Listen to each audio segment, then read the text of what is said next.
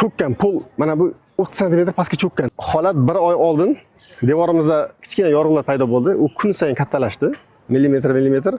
O'sha 3 kun ichida 1 sm kattalashdi. Men o'sha qo'rqdimda. Uydan chiqib ketdim. Chiqib ketgandan keyin 3 kundan keyin o'sha menda yashab turgan uy cho'kkan pol mana bu 30 sm pastga cho'kkan. Istiqomat qilgan uyi haqiqatan ham yashash uchun xavfli ekanligini aytayotgan suhbatdoshimiz mazkur holat ularning xavotirini yanada kuchaytirganini ham ta'kidladi. Ichkaridagi narsalarim ko'p qolib ketdi, sabab o'zim ham kirishga qo'rqdim. Aynan meniki eng o'chog'i mana shu uy bo'ladi. Men derazalarni kesib olganman.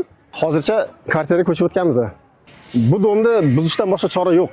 O'rniga yangi dom qurib beramiz degan gap ham bor. Xudo xolasa faqat yaxshilikni kutamiz. Mazkur uy atrofidagi boshqa ko'p qavatli uylarda istiqomat qiluvchilar ham yuzaga kelgan xavfdan xavotirda. Ular ko'chaga chiqib uyini bo'shatib ketgansa, biz uyimizda o'tirgan bo'lsak ham ignani ustida o'tiribmiz. Hokimiyatdan bizga shunaqa javob bo'ldi: sizlarda uylar sog'lom ekan, buzilmaydi. Yarimi ketib qanday yarimi qoladi? Tepamiz ham bitta, pastimiz ham bitta. Ahvolimiz yaxshi emas. 19-yilda biz taraf berilgan avariyni deb. Kechagi zilzilada ham yomon borib kelgan. Hamma kechasigacha ko'chada turgan.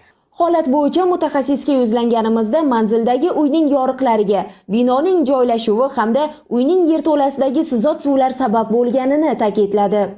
Guliston shahar Bog'ishamol mahallasi 3-mavze 8-uy manzilida joylashgan ushbu 4 qavatli turar joy binosi o'rganilganda, ushbu turar joy binosi 1-2 qavatlari xonadonning ichki qismida yoriqlar borligi aniqlandi.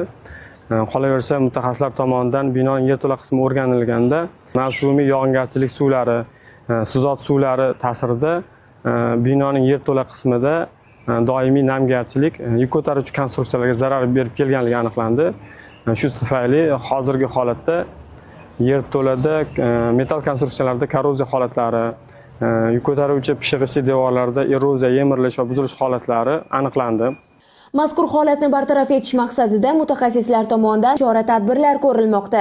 Holatning yechimi esa kelasi reportajimizga mavzu bo'ladi. Sevara Ahmadqulova, Hudud informatsion dasturi uchun Sirdaryo viloyatidan.